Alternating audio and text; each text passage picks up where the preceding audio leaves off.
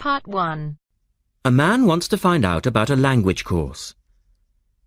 Listen to the conversation between the man and the woman and answer the questions.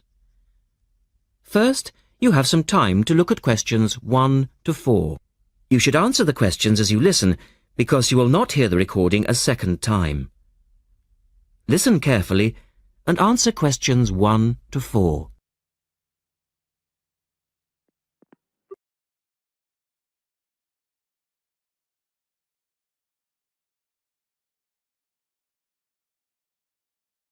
Good morning, University Language Centre. How can I help you? I'm interested in doing a language course. I did Mandarin last year and now I'd like to do Japanese. Can you give me some information about what courses are available at your centre and when they start, that sort of thing? Yes, certainly. Well, we actually offer a number of courses in Japanese at different levels. Are you looking for full-time or part-time? Oh, I couldn't manage full-time as I work every day, but evenings would be fine and certainly preferable to weekends. Well, we don't offer courses at the weekend anyway, but let me run through your options. We have a 12-week intensive course, 3 hours, 3 nights a week. That's our crash course, or an 8-month course, 2 nights a week.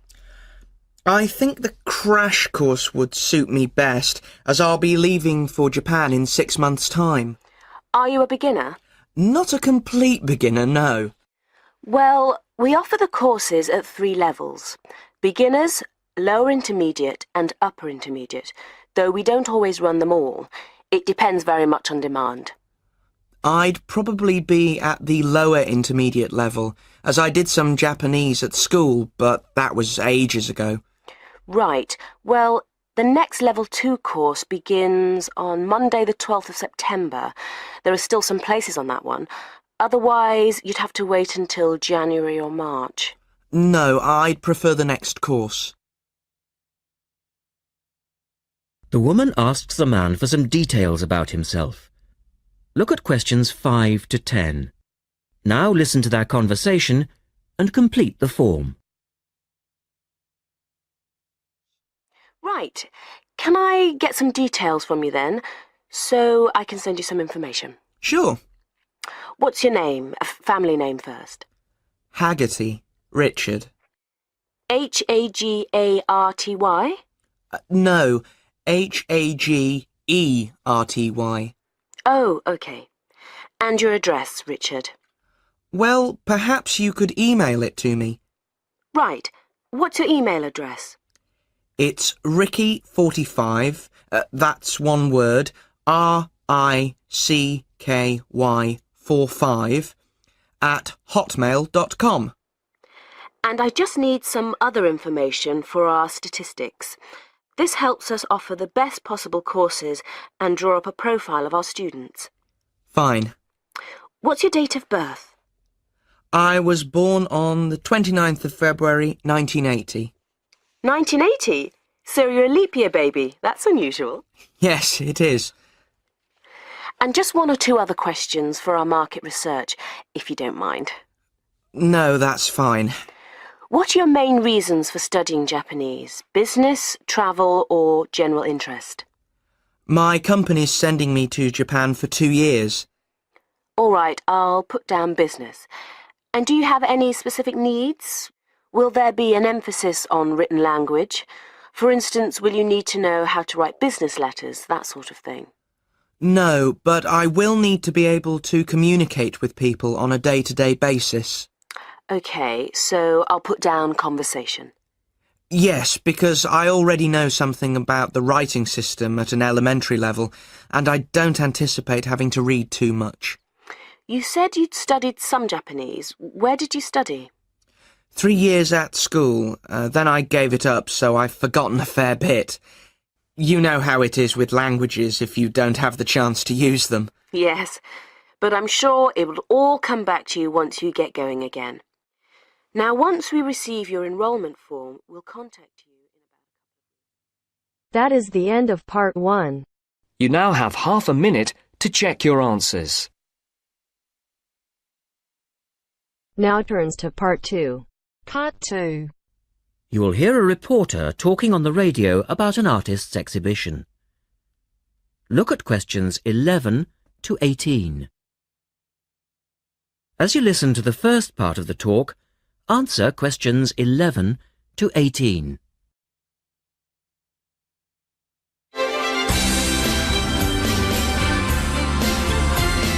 And now for some information on local events and activities. A couple of announcements for art lovers and budding artists alike.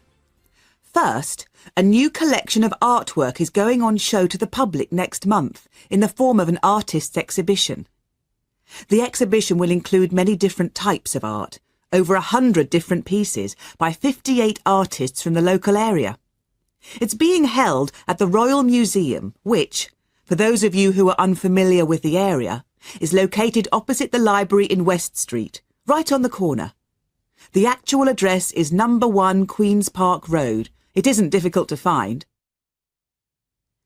The exhibition will run for 9 weeks and will begin on the 6th of October and continue until the 10th of December.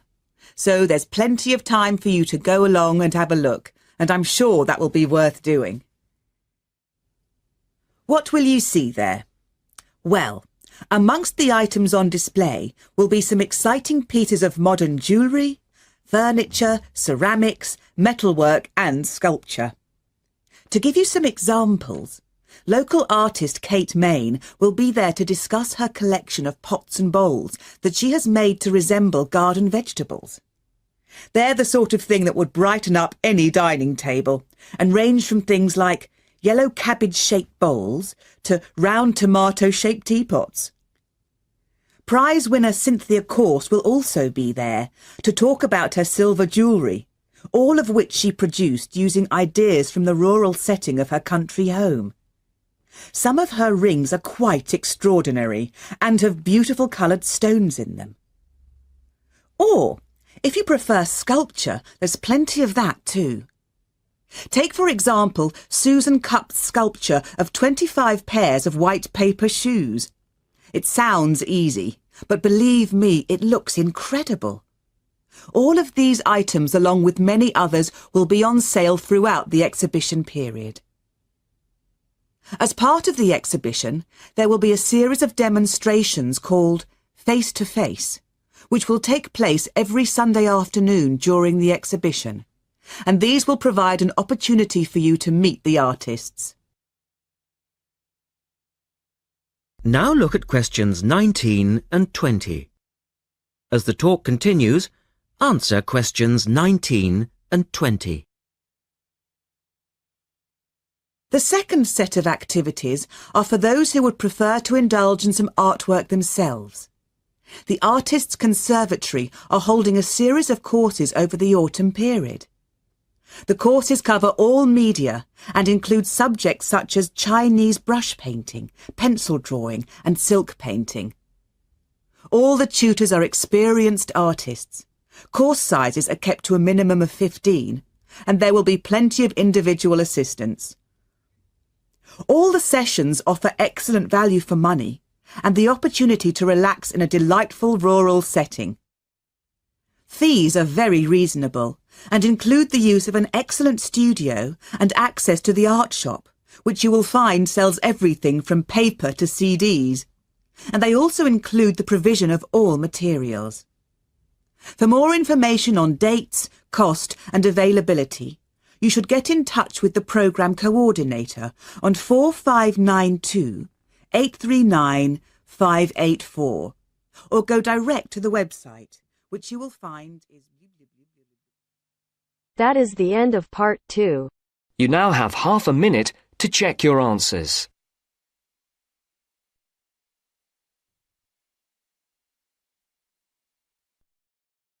Now turns to part 3. Part 3. You are going to hear a conversation between Anne and Marcia. In the first part of this conversation, they are talking about the commands of training dogs. First, look at questions 21 to 25 to the first part of the conversation and answer questions 21 to 25. Complete the table showing different commands for different forms of dog training. So that research paper we have to do next, the one about how are different styles of training dogs, How do you think you'll approach writing it?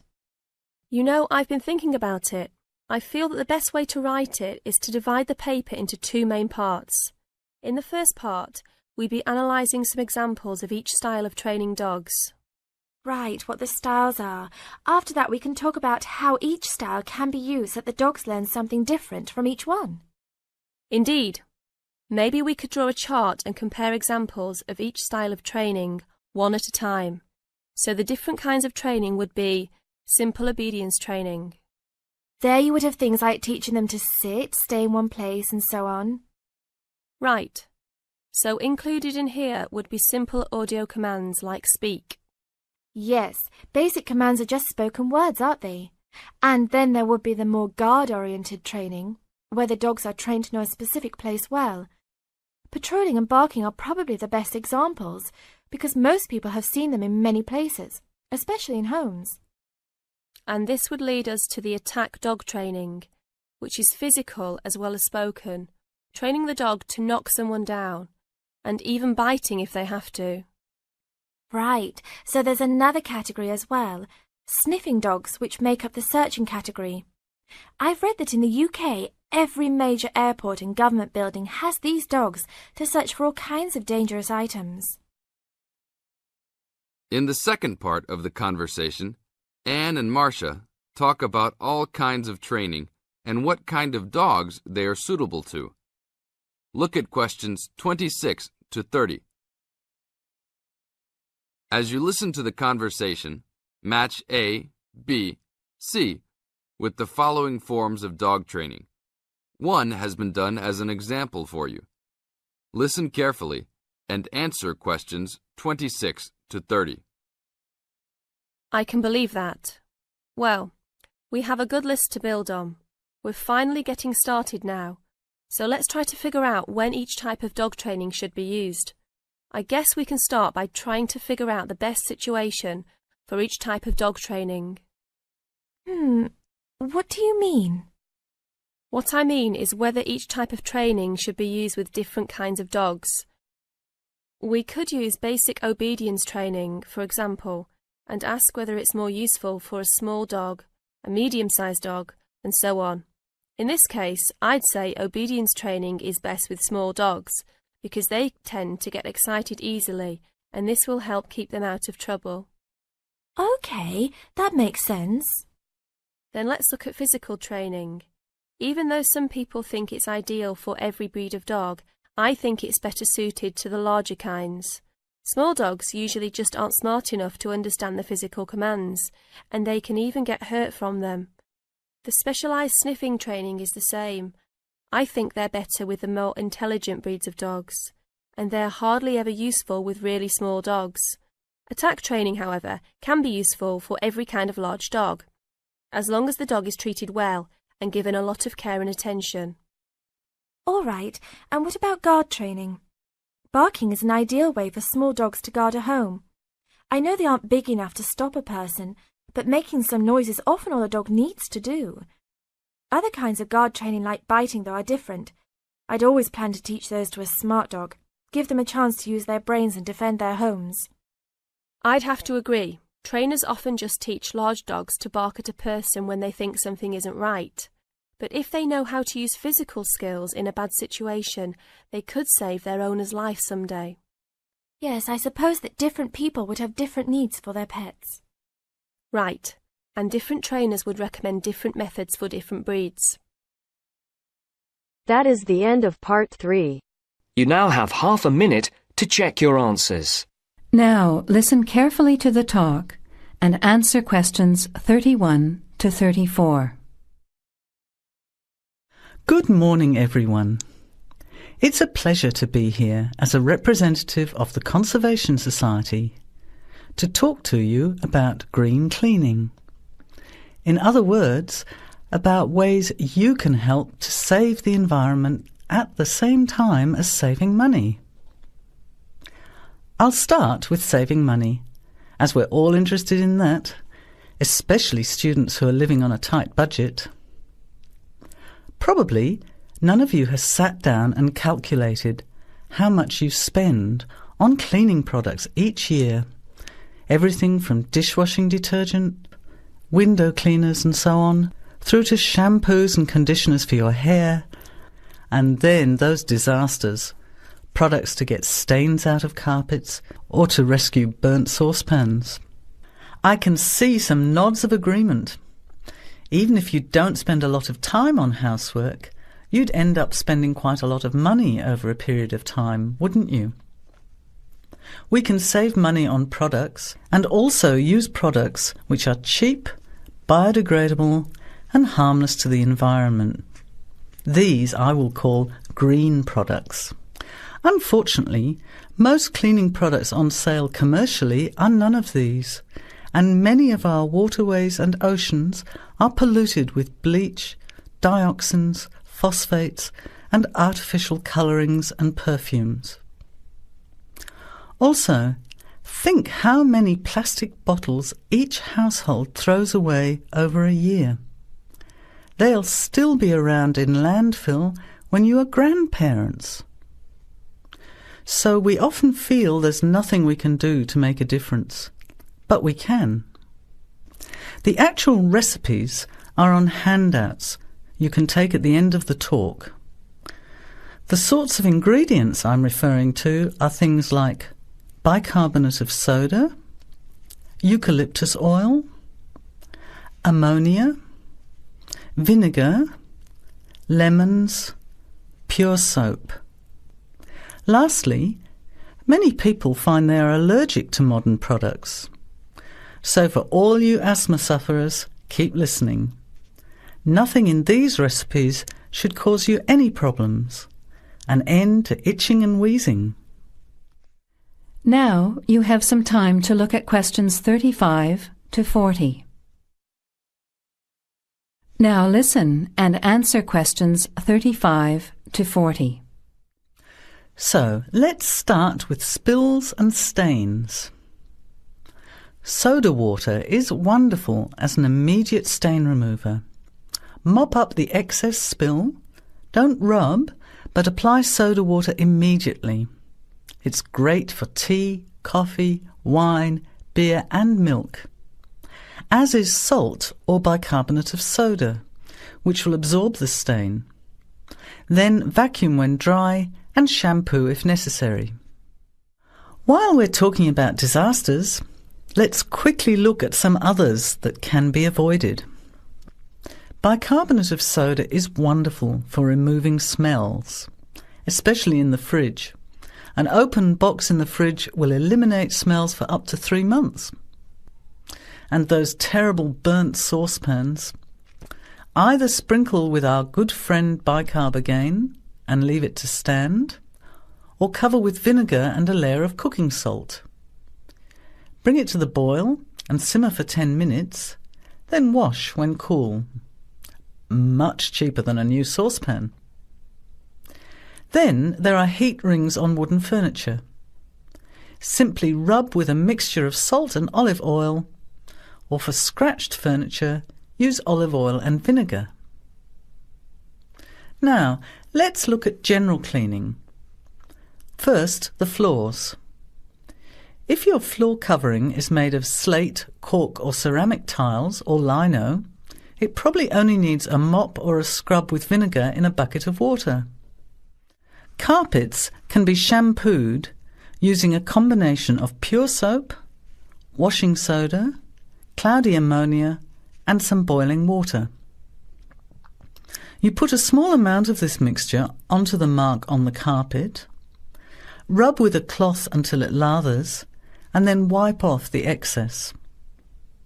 A smelly carpet can be deodorized by sprinkling bicarbonate of soda on the surface, leaving overnight, and vacuuming off the next day. Cleaning in the kitchen, bathroom and toilet is the next section. That is the end of part 4. You now have half a minute to check your answers.